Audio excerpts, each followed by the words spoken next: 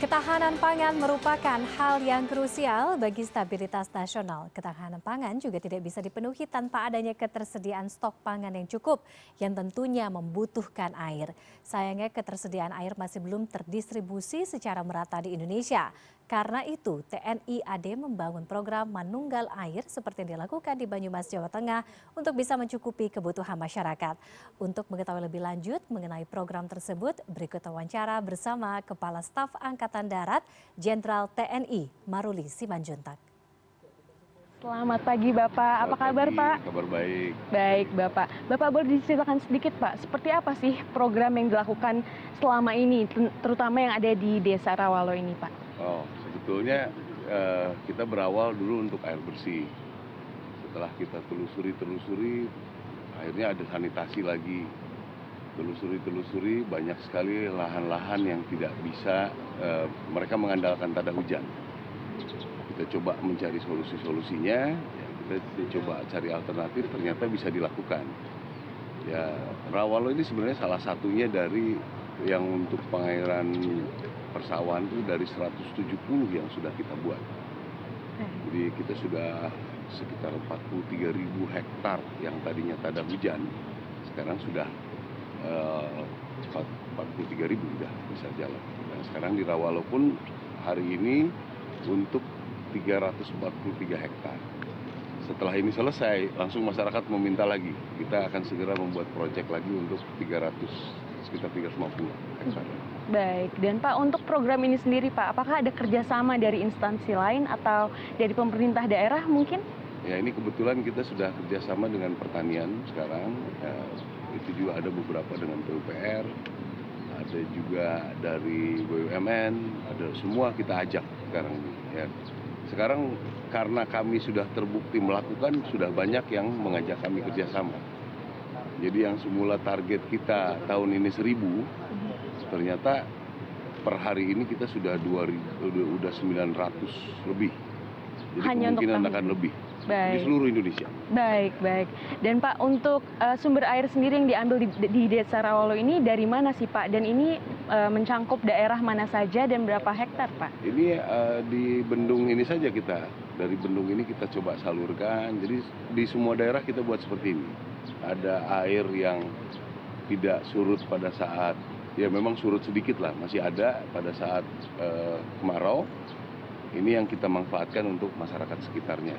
Jadi sudah ada yang kita sekarang lagi progres di Pulau Bawean ada, di Brebes ada, di Sukabumi ada, nanti juga ke arah di Sumatera Utara. Jadi kita kerjakan semua bersamaan.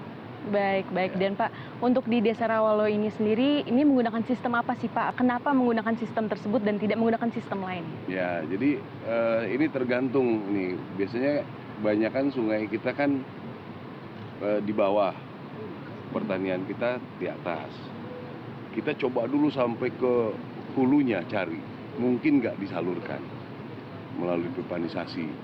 Kalau tidak mungkin, berarti kita harus pompa. Nah, kalau dipompa menggunakan alat-alat menggunakan tenaga bahan bakar dan listrik, itu terlalu mahal. Makanya kami menemukan pompa hidrolik ram ini, ya, pompa hidram ini. Ya memang simpel dan memang tidak terlalu banyak mendorong airnya, tapi kita bisa bikin banyak. Yang di sini kan kita buat 10, yang non-stop 24 jam tidak ada kos lagi. Jadi tergantung wilayahnya. Wilayahnya bisa pipanisasi, kita pipanisasi, pakai pompa hidram. Baik. Ini tantangan seperti apa sih Pak yang dilakukan, yang dihadapi di lapangan dan apakah bagaimana upayanya agar bisa menyelesaikan program tersebut sesuai dengan waktu Pak? Sebetulnya ini termasuk yang mudah buat kami karena kita sudah kerjakan di Sumba Timur itu yang memang jauh dari masyarakat, harus berapa jam, 4-5 jam ke daerah tersebut. Kita ketinggiannya pun jauh lebih ekstrim dari sini. Jadi kalau kami udah melihat yang seperti ini, kita sudah pede mengerjakannya. Baik.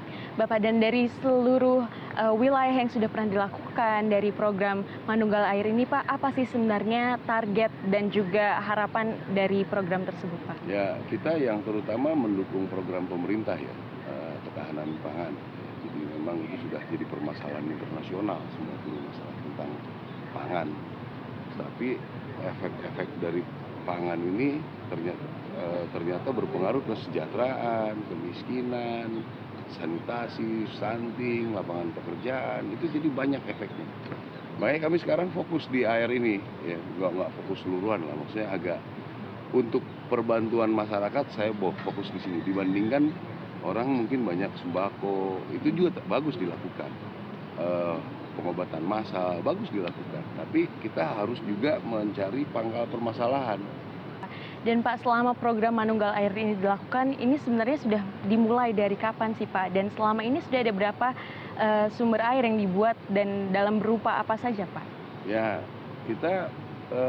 saya mulai berpikir tentang itu sebetulnya waktu saya zaman Danrem ya, 2015-2016. Kita coba kerjakan 1-2 ya, dengan usaha sendiri. Ya, pada saat itu cari donatur, membuat satu titik saja kita perlu 10 donatur ya. Ya waktu berjalan terus saya ke Pas Pampres ya kesibukannya lain. Nah, kembali lagi lah saya jadi Pangdam. Di situ kita mulai lagi bekerja, kebetulan area saya di NTT. Nah, itulah yang kita mulai kerjakan. Jadi sudah ada mulai kata-kata tadi tentang El Nino. Orang yang dulunya punya air jadi tidak punya air karena El Nino. Betul.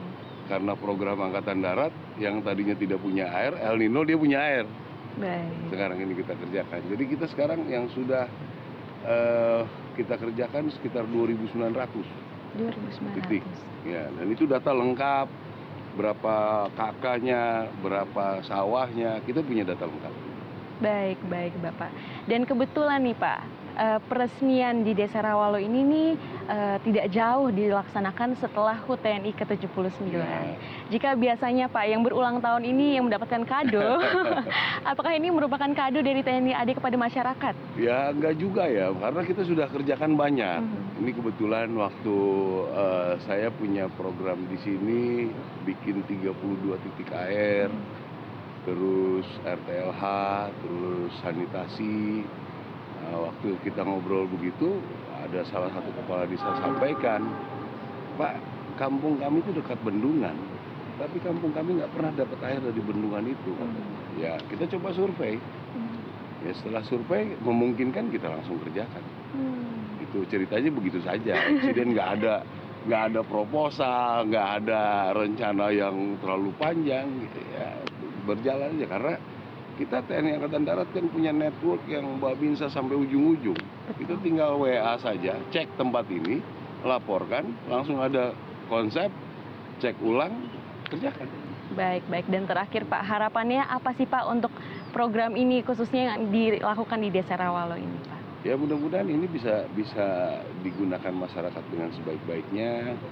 Mudah-mudahan nanti secara data saya yakin di Banyumas ini ada peningkatan karena berpengaruh ya dari air bersih yang kita buat, dari sawah nanti yang terairi, mungkin dalam waktu dekat kita buat lagi. Kalau misalnya sekarang 343, nanti sekitar 350, 700 hektar itu mungkin 1.000 lebih kepala keluarga akan berubah.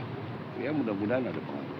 Baik, terima kasih banyak Pak Maruli. Semoga ini semua bisa bermanfaat bagi masyarakat dan tentunya dioptimalkan ya dari semua yang sudah ditanamkan dari program ini Bapak. Terima kasih Bapak, selamat bertugas kembali Bapak.